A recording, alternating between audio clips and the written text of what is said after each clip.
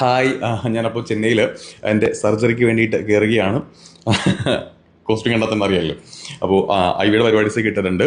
അപ്പോൾ ഡോക്ടർ ഇപ്പോൾ എന്നെ വന്ന് കണ്ടു. അപ്പോൾ എൻ്റെ പ്ലേറ്റ് റിമൂവിങ് ആണ് ഇപ്പോൾ ചെയ്യുന്നത്. ഡോക്ടർ ഇപ്പോൾ ചെറിയ കാര്യം കൂടെ പറഞ്ഞിട്ടുണ്ട്. എൻ്റെ ഇവിടുത്തെ പല്ലിന് ഒരു ചെറിയ പ്രോബ്ലം ഞാൻ എൻ്റെ മുമ്പുള്ള വീഡിയോയിൽ പറഞ്ഞിട്ടുണ്ട്.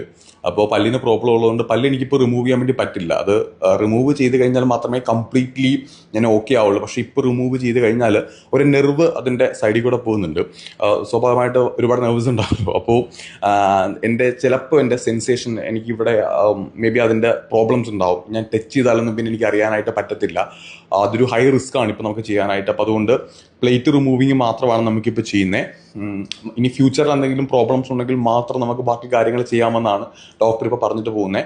അപ്പോൾ എനിവേ ഞാൻ സർജറിക്ക് വേണ്ടിയിട്ട് കയറുകയാണ്. എല്ലാവരുടെയും പ്രാർത്ഥന എന്നോടൊപ്പം ഉണ്ടാവണം. പിന്നെ ഒരുപാട് കാര്യങ്ങൾ വേറെ പറയാനായിട്ടുണ്ട്. പിന്നെ നമുക്ക് എഗെയിൻ വീണ്ടും പ്രോബ്ലംസ് ആണെന്ന് അറിയുമ്പോഴത്തേക്കും നമുക്കുണ്ടാകുന്ന സ്വാഭാവികമായിട്ടുള്ള ബുദ്ധിമുട്ടുകൾ ഉണ്ടാവും. പക്ഷെ ഇപ്പം ഞാൻ എല്ലാത്തിനെയും കൂളായിട്ട് എടുക്കുകയാണ്. കാരണം സർജറിക്ക് പോകുമ്പോഴത്തേക്കും ടെൻഷൻ അടിച്ച് പോയി കഴിഞ്ഞാൽ ശരിയാവത്തില്ല. ഞാനതുകൊണ്ട് വളരെ കൂളായിട്ട് ഇതിനെ കാണുന്നു. അപ്പോൾ പോയിട്ട് വരാം. അമ്മ എൻ്റെ കൂടെ ഉണ്ട്. Okay, by.